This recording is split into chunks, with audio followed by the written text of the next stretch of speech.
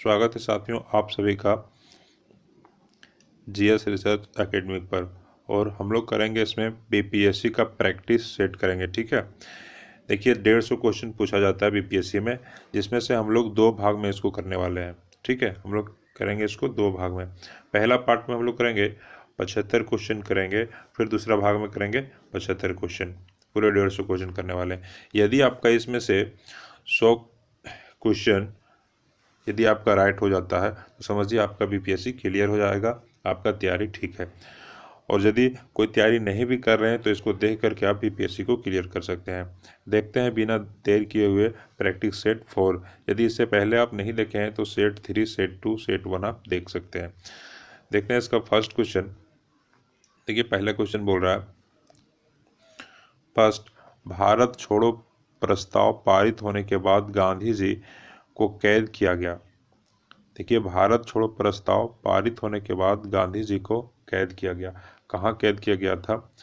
Yerawada jail में, Naini jail में, अहमदनगर के किले या आगा खां प्लेस में। ठीक है। नेक्स्ट देखेंगे, अगला बोल रहा है, द्वितीय गोलमेज सम्मेलन किस प्रश्न पर असफल रहा? द्वितीय गोलमेज सम्मेलन जो है किस प्रश्न पर असफल रहा? ऑप्शन नंबर ए दिया हुआ है, बी, सी, डी और ये ई दिया हुआ है। तो द्वितीय गोलमेज सम्मेलन किस प्रश्न पर असफल रहा? इसका राइट आंसर हो जाएगा साथियों, डोमिनियन स्टेटस प्रदान करना। ठीक है, डोमिनियन स्टेटस प्रदान करना पर ये क्या रहा था? असफल रहा था। अगला हम लोग देखते हैं नेक्स्ट क्वेश्चन नंबर 3। एक्सप्लेन नहीं करेंगे क्योंकि वीडियो बहुत लंबी हो जाएगी। निम्न में से किस मुगल सेनापति के साथ शिवाजी ने पोरबंदर की संधि की थी? बोल रहा है किस मुगल सेनापति के साथ शिवाजी ने पोरबंदर की संधि की थी? तो इसका राइट आंसर हो जाएगा जय सिंह।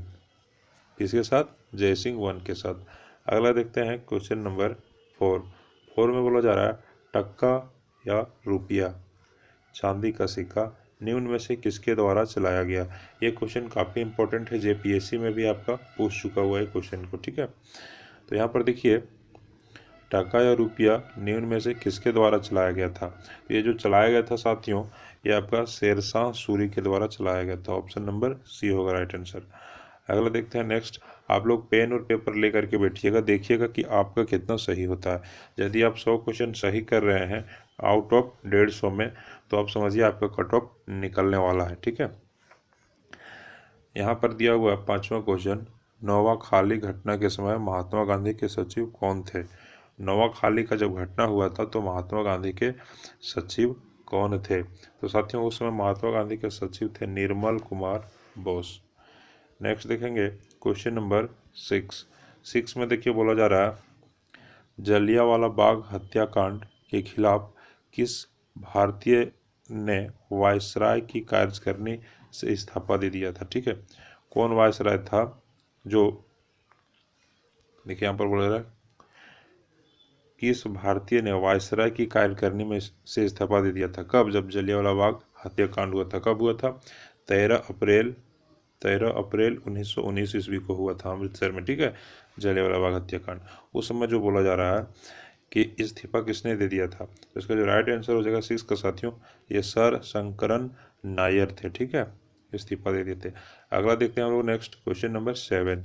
बोला जा रहा है, गांधी इरविन पैक्ट पर हस्ताक्षर कराने में निम्न में से किसने मुख्य भूमिका अदा की? किसने मुख्य भूमिका अदा की? यहाँ पर ऑप्शन दिया हुआ है, कूट दिया हुआ है इसका। ठीक है, ऑप्शन दे करके।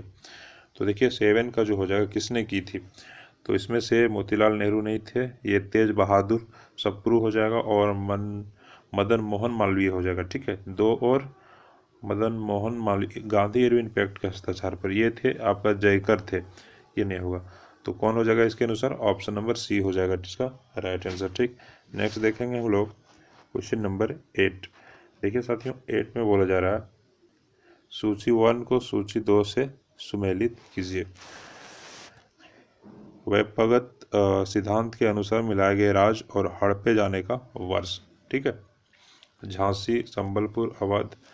यहाँ पर देख लेते हैं इसका कूट देख लेते हैं। देखिए यहाँ पर कूट दिया हुआ है, ये क्वेश्चन नंबर 8 का। ठीक, तो यहाँ पर देखिए क्वेश्चन नंबर 8 में देखिए ए का, बी का, सी का, डी का सारा ऑप्शन दिया गया है। ठीक है, यहाँ सबसे पहले झांसी को जो हड़पा गया था वो 1853 में हड़पा गया था। ठीक है, झांसी को 1853 में। ए का 2 सबसे पहले पता चल गया। उसके बाद देखिए ए का दो दोग में है, या तो ए होगा या बी होगा। उसके बाद फिर देखिए बी का 1 और 4, बी संबलपुर का जो हो जाएगा आपका, संबलपुर का आपका हो जाएगा 1849 में संबलपुर को हड़पा गया था। ठीक है, तो ए का हो जाएगा ये और बी का हो जाएगा 1। तो देखते हैं ए का, बी का 2 1, बाकी सी और डी तो आपका कॉमन है, तो आपका क्या हो जाएगा, ऑप्शन ए हो जाएगा इसका राइट आंसर। ठीक है, नेक्स्ट देखेंगे हम लोग 9 में बोला गया है निम्न में से कौन सा युग्म सुमेलित नहीं है। बोलता है कौन सा युग्म है जो सुमेलित नहीं है। तो साथियों ये दक्कन के दंगे महाराष्ट्र में हुआ था, बारदौली सत्याग्रह ये गुजरात में हुआ था, पाबना आंदोलन कर्नाटक में नहीं हुआ था। हो जाएगा ऑप्शन नंबर सी हो जाएगा इसका राइट आंसर। नेक्स्ट देखते हैं क्वेश्चन नंबर 10। बोला जा रहा है निम्न में से कौन पूंजीपति कई वर्षों तक कांग्रेस का कोषाध्यक्ष रहा और वर्ष 1930 में जेल गया, कौन है। तो साथियों ये जीडी बिरला तो नहीं है, ये आपका है जमनालाल बजाज है। ठीक है, कांग्रेस का क्या रहा था, कोषाध्यक्ष रहा था और 1930 ईस्वी में जेल भी गया था। नेक्स्ट हम लोग देखते हैं क्वेश्चन नंबर 11 में बोला जा रहा है सविनय अवज्ञा आंदोलन की असफलता के बाद गांधी जी ने महत्व दिया।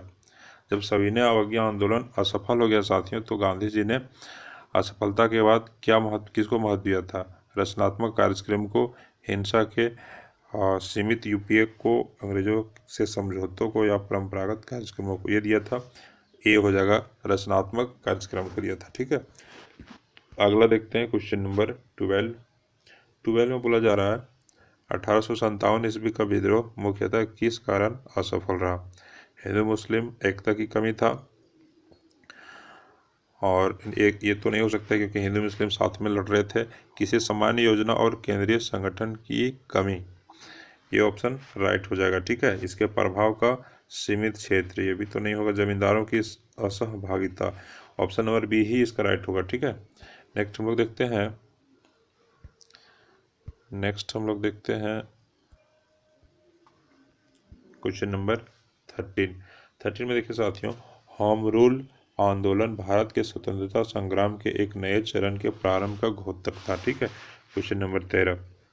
तो होम रूल जो था, यहाँ देखिए ऑप्शन दिया हुआ है,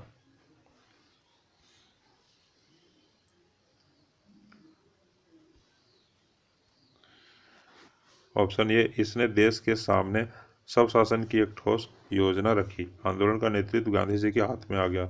हिंदू और मुस्लिमों ने एक संयुक्त संघर्ष प्रारंभ किया। इसने आदिवासियों और उदारवादियों के बीच पूर्ण मेलन स्थापित किया। ठीक है, तो होम रूल का इसका जो ऑप्शन के अनुसार राइट आंसर हो जाएगा साथियों, ये हो जाएगा आपका, इसने देश के सामने सब शासन की एक ठोस योजना रखी। ठीक है, नेक्स्ट आंसर करिएगा आप लोग क्वेश्चन नंबर 14।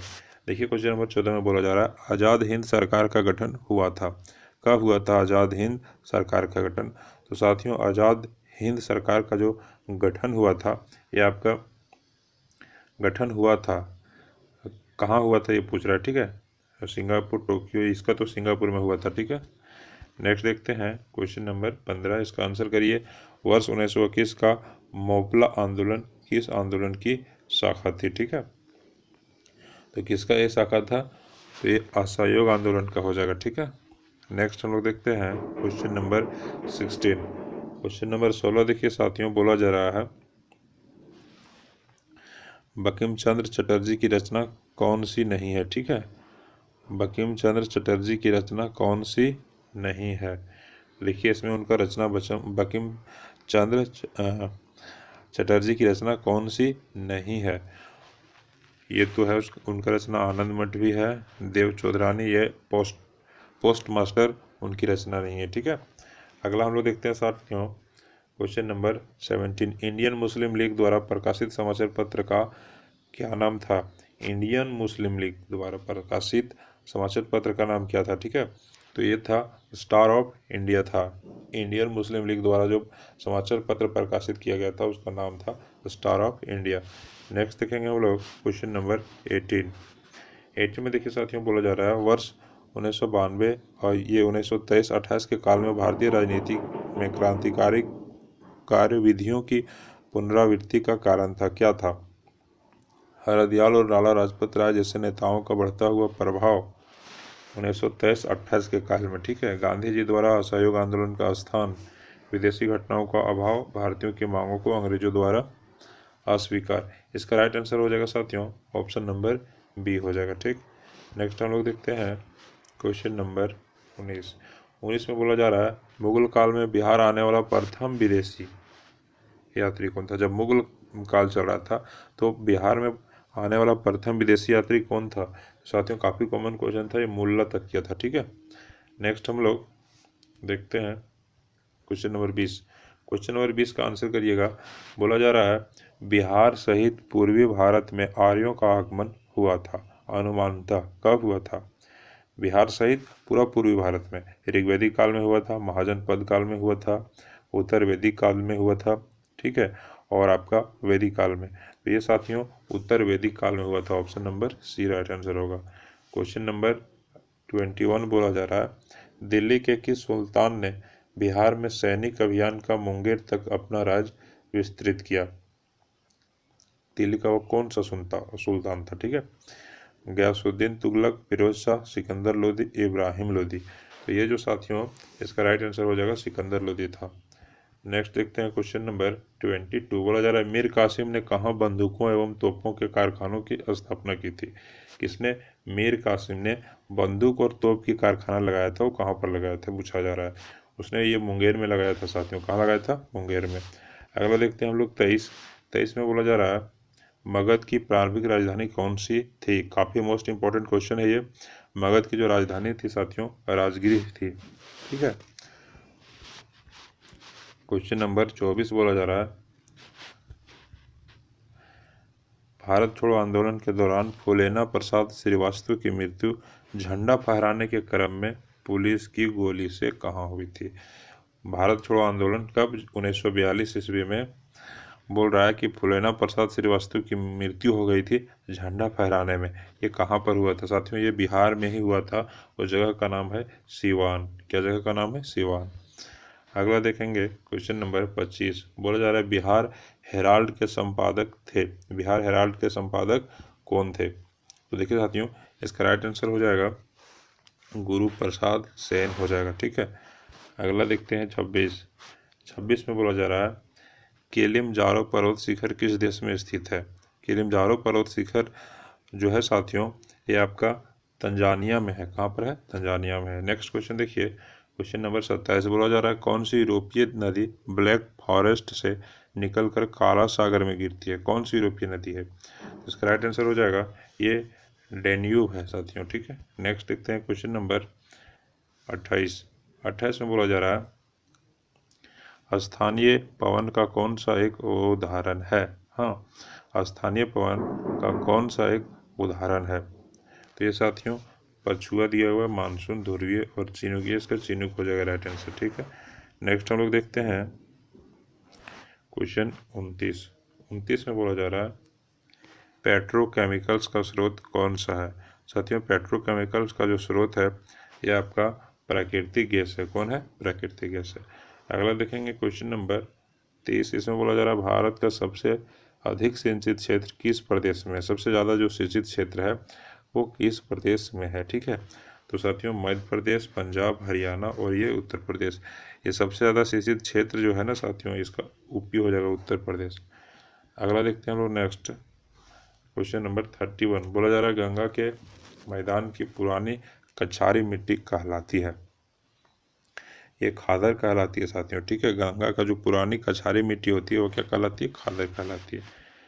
अगला क्वेश्चन 32 बोला जा रहा है कोयम्बटूर मदुरै औद्योगिक क्षेत्र में से निम्न में से किस उद्योग के लिए जाना जाता है? कॉफ़ी, चमड़ा, कोक, रेशमी। इसका 32 का जो राइट आंसर हो जाएगा ये कोक उत्पादक के नाम से जाना जाता है। नेक्स्ट है क्वेश्चन नंबर 33। बोला जा रहा है निम्नलिखित में से बेमेल युग्म को पहचानिए, मतलब कौन सा युग्म जो है सही नहीं है। ठीक है, चाय असम के में फेमस है, ये तो होगा। मूंगफली बिहार में, देखिए साथियों बिहार में मूंगफली नहीं होता है, केरल में नारियल होता है, यूपी में गन्ना होता है, अधिक पता है आप लोग को।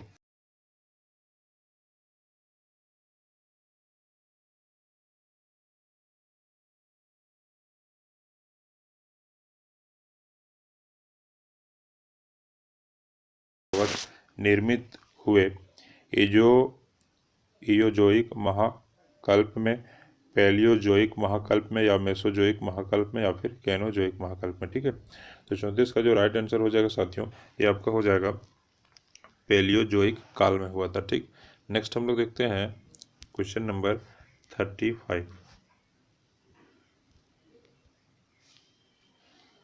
35 में देखिए,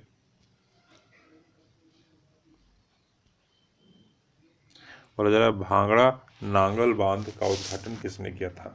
भाखड़ा जो है नागल बांध का उद्घाटन किसने किया था, तो भाखड़ा नागल बांध का उद्घाटन जो है साथियों, ये जवाहरलाल नेहरू ने किया था। ठीक है, 35 का ये हो जाएगा राइट आंसर। अगला देखते हैं क्वेश्चन नंबर 36।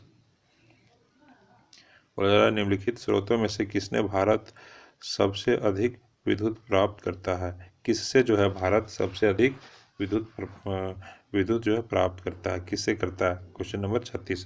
तो ये तापीय से करता है साथियों। ठीक है, अगला देखेंगे क्वेश्चन नंबर 37 में बोला जा रहा है नेपा नगर किस उद्योग के लिए प्रसिद्ध है। नेपा नगर जो है साथियों, ये आपका अखबारी कागज़ के लिए प्रसिद्ध है। किसके लिए प्रसिद्ध है, अखबारी कागज़ के लिए, आप लोग को ध्यान रखना है। नेक्स्ट क्वेश्चन नंबर 38 में बोला जा रहा है सागरीय लवणता का मुख्य स्रोत है। सागरीय लवणता का जो मुख्य स्रोत है साथियों, वो नदियां है। क्या है, नदियां है। नेक्स्ट क्वेश्चन नंबर 39, विश्व का वृहत्तम डेल्टा निर्मित होता है। विश्व में जो वृहत्तम डेल्टा है वो गंगा ब्रह्मपुत्र द्वारा निर्मित होता है। ऑप्शन नंबर ये हो जाएगा राइट आंसर।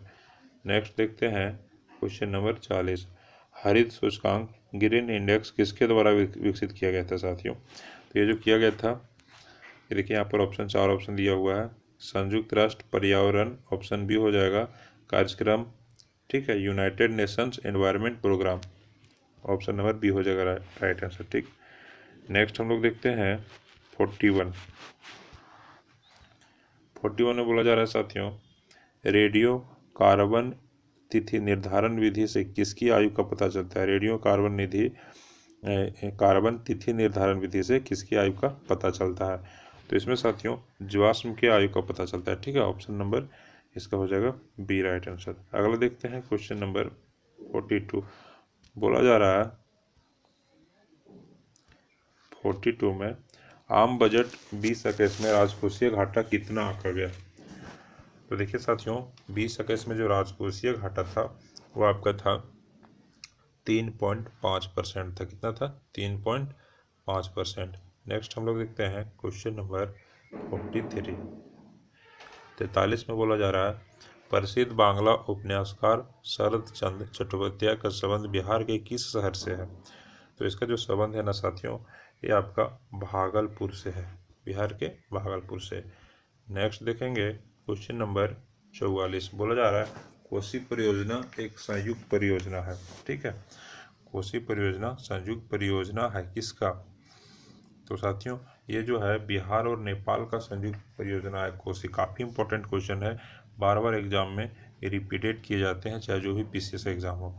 नेक्स्ट देखते हैं 45 में बोला जा रहा है पुनपुन नदी। ठीक है, पुनपुन नदी बिहार के किस स्थान पर गंगा में मिलती है साथियों।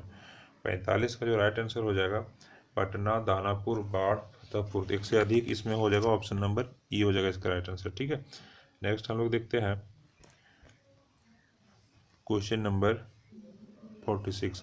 वाल्मीकि नगर अभ्यारण्य जो बाघ एवं अन्य पशुओं के लिए विख्यात है स्थित है। 46 का ये स्थित है साथियों पश्चिमी चंपारण में। ठीक है, अगला है क्वेश्चन नंबर 47। बोला जा रहा है बिहार की जलवायु को किस नाम से नहीं जाना जाता है। तो देखिए साथियों बिहार की जो जलवायु है वो भूमध्य रेखीय जलवायु के नाम से नहीं जानी जाती है। ऑप्शन नंबर सी हो जाएगा राइट आंसर।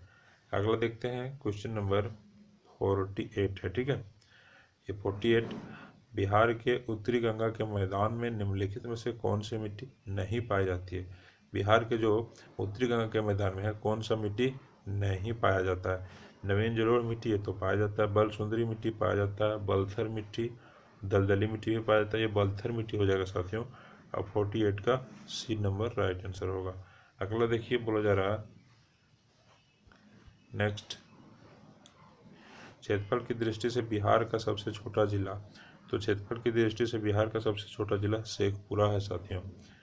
नेक्स्ट हम लोग देखेंगे किस विषय पर विधेयक प्रस्तुत करने से पूर्व राष्ट्रपति की स्वीकृति आवश्यक नहीं है? संविधान संशोधन, नए राज्य निर्माण, धन विधेयक, संचित निधि से व्यय। ये संविधान संशोधन के लिए जो है पूर्व राष्ट्रपति की स्वीकृति आवश्यक नहीं है। ठीक है। नेक्स्ट हम लोग देखेंगे 51, भारतीय संविधान को संविधान सभा द्वारा अंगीकृत किया गया था। कब अंगीकृत किया गया था? ये 26 नवंबर 1949 को अंगीकृत किया गया था। ठीक है। नेक्स्ट है 52, बोला जा रहा है राज्यसभा को अस्थाई सदन कहते हैं क्योंकि राज्यसभा को अस्थाई सदन कहते हैं क्योंकि सभी सदस्य आजीवन सदस्य होते हैं? बिल्कुल नहीं, इसे विघटित नहीं किया जा सकता है। ऑप्शन नंबर बी ही इसका राइट आंसर होगा। नेक्स्ट देखेंगे क्वेश्चन नंबर 53, राज्य के नीति निर्देशक सिद्धांत किस प्रकार मौलिक अधिकारों से भिन्न है? ठीक है। तो यहाँ पर देखिए 4 ऑप्शन दिया हुआ है। पूर्वोक्त केंद्रीय सरकार के लिए एवं उपरोक्त राज्यों के लिए पूर्वोक्त संविधान का अंश नहीं है जबकि उपरोक्त है। राज्य के नीति निदेशक परिवर्तनीय नहीं है जबकि मौलिक अधिकार परिवर्तनीय है। ठीक है। और डी में बोल रहा है बी और सी। ये 53 का जो हो जाएगा साथियों, ये हो जाएगा option number C right answer हो जाएगा। नेक्स्ट देखेंगे 54 नंबर बोल रहा है भारत के राष्ट्रपति को यह अधिकार नहीं प्राप्त है कि वह भारत के राष्ट्रपति को यह अधिकार नहीं प्राप्त है कि वह न्यायालय के न्यायाधीशों को हटा सके। ठीक है। ऑप्शन बी होगा राइट आंसर। 55 बोला जा रहा है शिक्षा का अधिकार कानून के प्रावधानों में शामिल है। शिक्षा का अधिकार में क्या शामिल है? ठीक है। ये आपका 55, 6 से 14 वर्ष की आयु के सभी बच्चों को निःशुल्क शिक्षा, सभी विद्यालयों में समान पाठ्यक्रम, निजी विद्यालय में शिक्षण शुल्क 10% तक बढ़ाना और बच्चों को बुनियादी शिक्षा तक कौशल्य से जोड़ना। ये ऑप्शन के अनुसार राइट आंसर हो जाएगा ऑप्शन नंबर ए साथियों। ठीक है। नेक्स्ट हम लोग देखते हैं 56, इसका आंसर करिएगा आप लोग।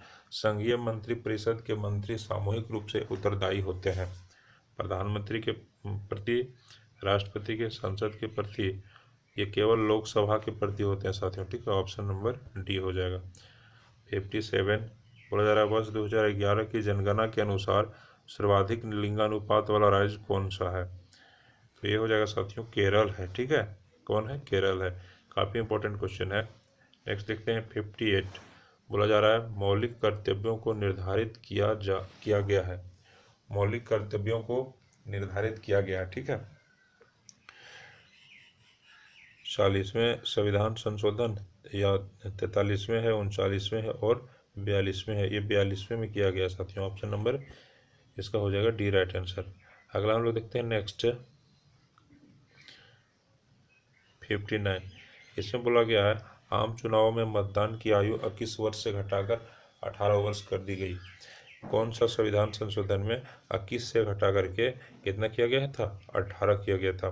तो यह साथियों 61वें संविधान संशोधन द्वारा किया गया था। ठीक है। नेक्स्ट हम लोग देखेंगे क्वेश्चन नंबर 60 में बोला जा रहा है संविधान में मंत्रिमंडल शब्द का एक ही बार प्रयोग हुआ है।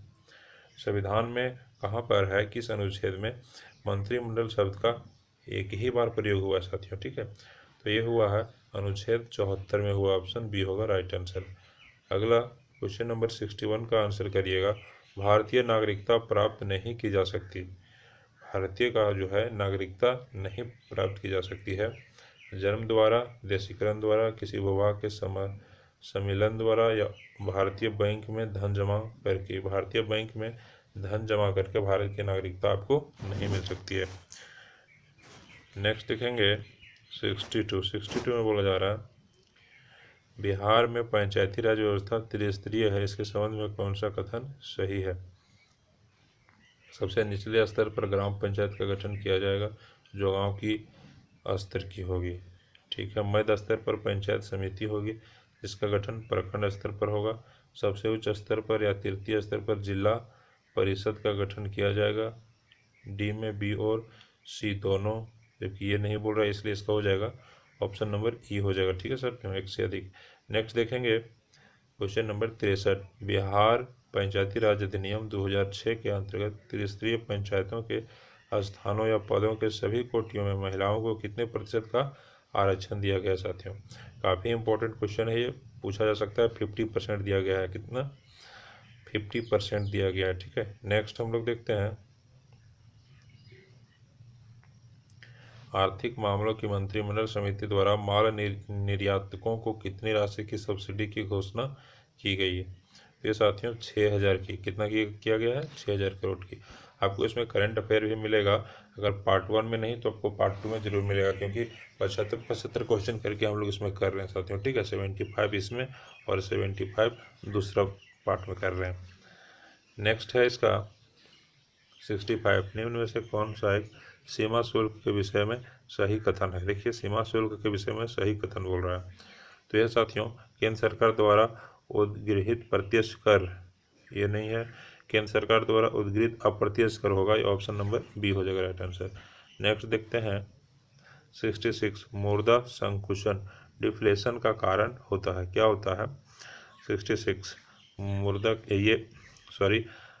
मुद्रा की पूर्ति की तुलना में माल व सेवाओं की पूर्ति में कमी, निर्यात की तुलना में आयात की कमी, माल एवं सेवाओं की पूर्ति की तुलना में यहाँ पर मुद्रा की पूर्ति में कमी, और बी और सी दोनों। तो इसका जो हो जाएगा साथियों ऑप्शन नंबर सी हो जाएगा। नेक्स्ट हम लोग देखते हैं 67। बोला जा रहा है उस स्थिति को क्या कहते हैं जिसमें बहुत सी फर्में एक जैसे माल का उत्पादन करती है। बहुत सी कंपनी है एक ही जैसे माल का उत्पादन करती है, उसको क्या कहते हैं। पूर्ण प्रतियोगिता, एकाधिकार प्रतियोगिता, विशुद्ध प्रतियोगिता या अल्पाधिकार प्रतियोगिता। तो उसे साथियों पूर्ण प्रतियोगिता कहा जाता है। ठीक है, काफ़ी इंपॉर्टेंट क्वेश्चन है। नेक्स्ट का आंसर करिए 68। भारतीय प्रतिभूति एवं विनियामक बोर्ड का गठन कब किया गया था साथियों। ये 1988 में किया गया था, ऑप्शन सी होगा राइट आंसर। नेक्स्ट है 69। बोला जा रहा है मजदूरों की वास्तविक आय का मापदंड क्या है। एक नियत समय में उसकी उत्पादकता में परिवर्तन, ये बिल्कुल नहीं। मूल आधार पर कटौती के पश्चात उसकी आय, उसकी दैनिक आय, उसकी आय की क्रय शक्ति, ये होगा ऑप्शन नंबर डी होगा राइट आंसर इसका। उसकी आय की क्रय शक्ति हो जाएगा साथियों। ठीक है, नेक्स्ट हम लोग देखते हैं क्वेश्चन नंबर 70। इसमें बोला जा रहा है सरकार की कर तथा व्यय संबंधी नीति को निम्न में से क्या कहा जाता है। तो इसको राजकोषीय नीति कहा जाता है साथियों। काफ़ी कॉमन क्वेश्चन है। नेक्स्ट का आंसर करिएगा प्रतिस्पर्धी माल के आयात पर प्रतिबंध लगाते हुए घरेलू उद्योगों को प्रोत्साहित करने की नीति को क्या कहा जाता है। 71 ये नीति संरक्षण नीति कहा जाता है साथियों। ठीक है, नेक्स्ट हम लोग देखते हैं 72। भारत में लघु उद्योग विकास बैंक SIDBI का मुख्यालय कहाँ है। ये साथियों लखनऊ में है इसका। नेक्स्ट है मुख्यमंत्री तसर विकास परियोजना का बिहार के कितने जिलों में क्रियान्वयन किया गया। तो ये है साथियों 6 जिलों में किया गया है। ठीक है, अगला हम लोग देखते हैं 74। इसमें बोला जा रहा है बिहार राज्य का अपना कर प्राप्तियों में सर्वाधिक योगदान रहता है। ये बिक्री, व्यापार आदि पर कर का रहता है सबसे ज़्यादा। ठीक है, नेक्स्ट और इस पार्ट 1 का ये लास्ट। शारदा कुमारी देवी ने बिहार में मुख्यतः कहाँ स्वतंत्रता आंदोलन में सक्रिय भूमिका निभाई। पटना में, शाहाबाद या दरभंगा, मुजफ्फरपुर में। तो यह मुजफ्फरपुर में सक्रिय भूमिका निभाई थी। ठीक है, शारदा कुमारी देवी ने। नेक्स्ट जो है साथियों 75 क्वेश्चन वो हम लोग करेंगे इसी का पार्ट 2। ये आपको डिस्क्रिप्शन बॉक्स में आपको इसका लिंक मिल जाएगा। ठीक है, इसी वीडियो के आप उसे देख लेंगे और अपना जो है आंसर की रखे रहिएगा। वो वीडियो देखने के बाद पूरा मिलाइएगा। यदि आपका 150 में यदि आपका 100 सही हो जाता है तो समझिए आपका पीटी क्लियर हो जाएगा। ठीक है, अगर नहीं होता तो आपको बार बार रिपीट करके देखने की कोशिश है, आपको क्वेश्चन की अंडरस्टैंडिंग करने की कोशिश आपको ज़रूरत है। ठीक है, फिर मिलते हैं नेक्स्ट वीडियो में। यदि चैनल पर नए हैं तो चैनल को सब्सक्राइब कर लीजिएगा।